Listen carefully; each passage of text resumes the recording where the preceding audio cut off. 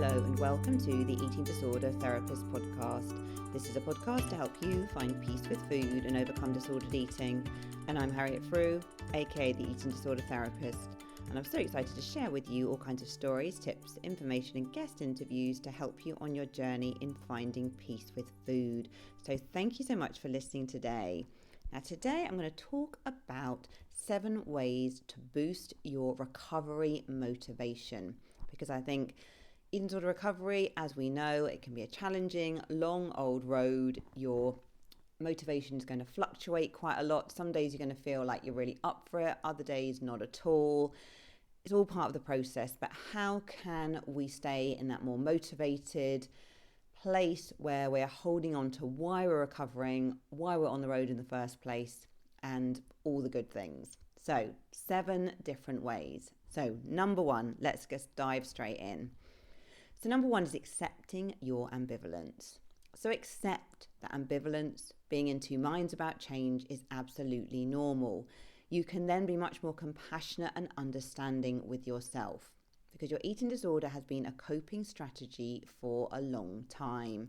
Now, if you don't accept your ambivalence, I think the trap people fall into is sometimes thinking, oh my goodness, I'm failing at recovery, so what's the point? I might as well just give up and go back to the eating disorder because that's what I know, that's what feels safe. When actually the recovery road is not linear, it is bumpy, there are ups and downs, you're going to have good days and bad days. And actually, if you can just go with the flow of this and accept that recovery is imperfect, you're going to feel ambivalent, you're going to change your mind sometimes, you can be much more compassionate and understanding and kind towards yourself, and just to kind of hang on in there and accept this is part of the journey, rather than going into that all or nothing kind of either I'm winning at recovery or I'm failing. And that black and white thinking is not helpful, because for many people, they just feel overwhelmed that recovery is too difficult, they're not doing it perfectly, so they retreat back, and of course it's not helpful. So accept your ambivalence. Your eating disorder has probably given you certain things, a sense of control maybe, a way of dealing with difficult feelings, distracting or numbing from things that are going on in your life. Perhaps it's become part of your identity and you don't know who you are without it. Perhaps it's a way of communicating to others when you cannot communicate through words. And perhaps it's a way of temporarily feeling a bit better and boosting self-worth. Although of course we know this doesn't really work. Now, remember as well, on the recovery road, you can learn to cope in healthier and more soul-nourishing ways, even when you're feeling really ambivalent, okay? So even if you have no sense at this moment how you're going to do that, what that's going to look like, have faith and keep taking those steps forward, because it will all come to you in time, okay? So accept the ambivalence, be kind, be compassionate to yourself, recognize that the journey is imperfect, and keep going. Number 2, your purpose. So your purpose on this earth is not to shrink your body.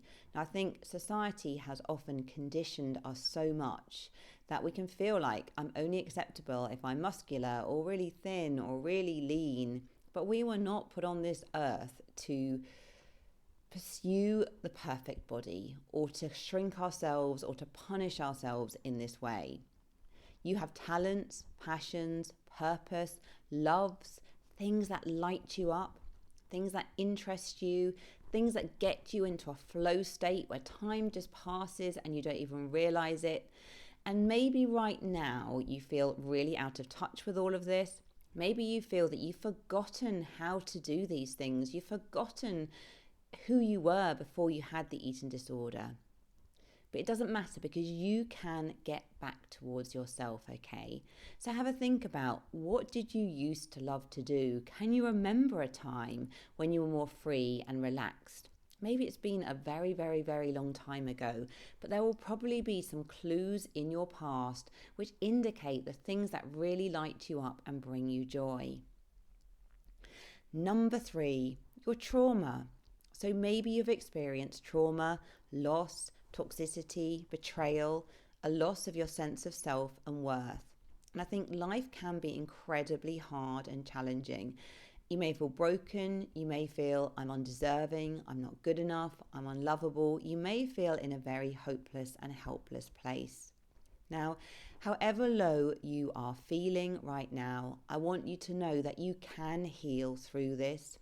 You can get through this. And one day, although it may feel impossible right now, your greatest pain will be a memory and an integral part of your life tapestry that would have helped you to get to the place that you needed to get to. Now, it's important to say here, you might need therapy or coaching or a lot of support to kind of work through your trauma and to heal. You might need to do a course, you might need to read, you might need to journal a lot. You might need to go on retreats or do somatic work or something else. And I think everyone's journey is quite individual in terms of how they move through and process their trauma. But I know for myself, when I was in my 20s, I felt so hopeless, helpless, not good enough. I didn't really see a way out. I felt very broken. I felt I wasn't able to have healthy relationships. I felt that my worth was pretty much zero. And I never could see how I was going to get out of this, how I was going to feel better, how I was going to, develop a sense of self separate from my family, all the things. Okay, but now I look back and having done the work of healing and coming through the other side, which of course is an ongoing process, I can really see that some of those things that I went through, although I would not have chosen to go through them, they have enabled me to do the job that I do today. They have enabled me to have a lot of insight and wisdom, a lot of self-understanding and reflection. And, I would not choose to go through some of those things again, but actually from my greatest pain has come my purpose. Okay. Now, I don't want to invalidate anyone's experience. You might be at the moment in a really sort of toxic, awful situation. You might be feeling really low and that, you can't see a way out and you just feel the struggle is overwhelming. But I just want to kind of bring you some words of comfort, really, just to say that however stuck you're feeling right now, you can get through this, okay? There are many, many people in the world as well that have been through some really difficult times and have come out the other side. So hold on to that hope. Look for the exits. I know for myself, I went down many a dead end in recovery before I found things that worked. And of course, there's not usually one quick fix, sadly. We're all looking for it, aren't we? But every step that you take towards your recovery and healing is another step forward, and that is valuable, and it's taking you one step closer. And even holding on to that hope that recovery is possible, it will keep you looking for the exits and pursuing that recovery path. Because I think when we give up and we feel that we're broken and we're helpless and hopeless, we start to not look for the exits anymore, and then we genuinely feel incredibly stuck. So time for a short advertisement break. On the outside, you have it all together. You're successful, you seem happy, but what your friends and family don't see is that you're living in the vicious cycle of bulimia. You know something needs to change. Your health depends on it, but you just don't know where to start or how to move forward. That's where Conquering Bulimia comes in. It's a one-of-a-kind online recovery course brought to you by certified eating disorder coaches Sarah Lee and Merit Elizabeth. They know exactly what you're going through. They both recovered from bulimia and have teamed up with leading experts to create an online course with over 70 videos as a powerful addition to your recovery. Conquering Bulimia is private and self-paced, filled with personal stories and coaching tips that will teach you how to change your behaviours for good. It will challenge and inspire you, and it's affordable, offered at the incredible discount of over 60% of the cost of one-on-one coaching. Break free from bulimia on your terms and start living the life of peace you deserve at conqueringbulimia.com. Number 4, your future self. So your future self is unlikely to place so much value on weight or body shape. Your future self is going to be looking back wistfully at the decades past, recalling experiences, connections, adventures, and squeezing the juice out of life. And you don't want your future self to be looking back with regret, to be wishing that you hadn't stayed inside, missed those relationships, missed those adventures, missed those opportunities because you were so hard on yourself and you felt that your body was not acceptable or that you had to change to be out in the world. So think about, what would your future self want to be looking back on? What are the memories that would be really important to stand out for you? And live today with your future self in mind. So you might want to think about, in 10 years' time from now, and you are looking back at the last decade, what is it that is going to be really important to you? What do you want to be focusing on? Who do you want to be hanging out with? How do you want to be spending your time? Okay, because I think life is short and we don't want to be wasting the best years of our lives stuck in an awful cycle of eating disorders and, all the behaviours that really restrict and limit us. Okay, and you might feel very, very scared about change, but get support. Okay, think about the kind of support that's going to be right for you and reach out. Okay, because of your future self will be so thankful for it. Number 5, nostalgia. Now, this is one that a lot of my clients struggle with. I think we often look back at pictures on our phone of our past thinner physiques, and we have a kind of rose-tinted nostalgic memory of these times. Now, the human brain is very interesting because I think we tend to be quite nostalgic beings.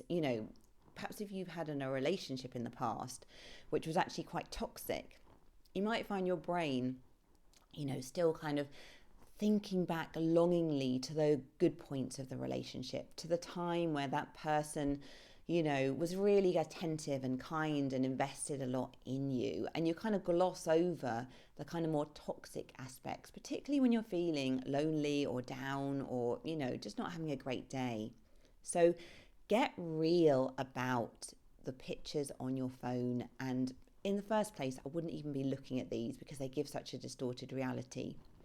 Don't let your romantic emotional notions distort the cold, weak half-life that you suffered in the pursuit of thin or leanness. Okay, get really real about this. Okay, because I think sometimes we just gloss over the costs and we have this kind of fantasy about what life was like. Okay, now I think society will tell you that the thinner you get, the leaner you get, the more muscular you get, the more acceptable you will be and the better life you will have.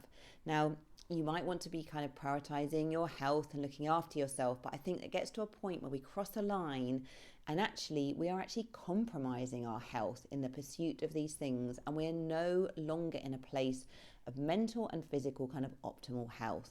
So really get real about this. Be radically honest with yourself about the very real costs.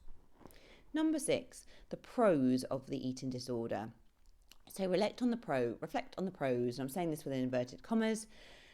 Pros, the eating disorder does help you cope. Obviously, the pros are maladaptive ways of coping. We're not sort of promoting that, but we're also offering ourselves acceptance and realizing, actually, the eating disorder has helped me cope through a difficult time in my life. It's helped me survive, and maybe it was a life raft when I needed it.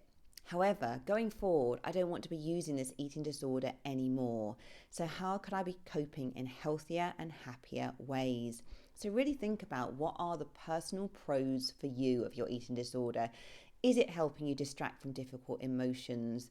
Is it part of your identity? Is it a way to boost self-esteem? Is it a way to communicate with others? What is it personally for you? Because if you can identify the pros of your eating disorder, you can start to think about how you could cope in healthier and happier ways, okay? And you are resourceful and resilient, and you can find alternative ways to do things differently. And do reach out for support if you feel stuck with this. And number 7 is a quote. So Lewis Carroll said, "In the end, we only regret the chances we didn't take, relationships we're afraid to have, and the decisions we waited too long to make." So I say that again. In the end, we only regret the chances we didn't take, relationships we're afraid to have, and the decisions we waited too long to make.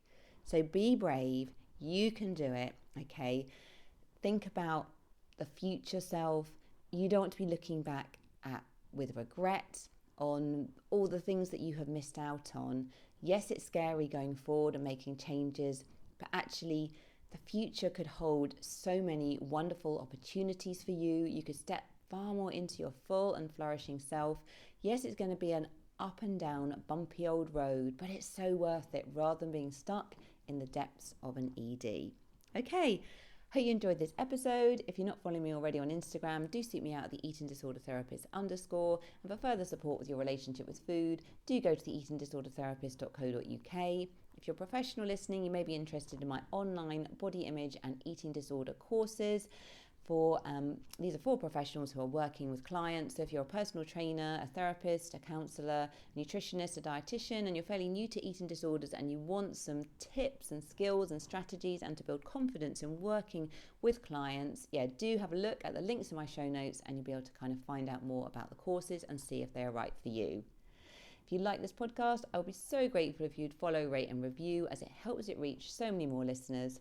Thank you so much for listening today, and I look forward to sharing another podcast episode with you very soon.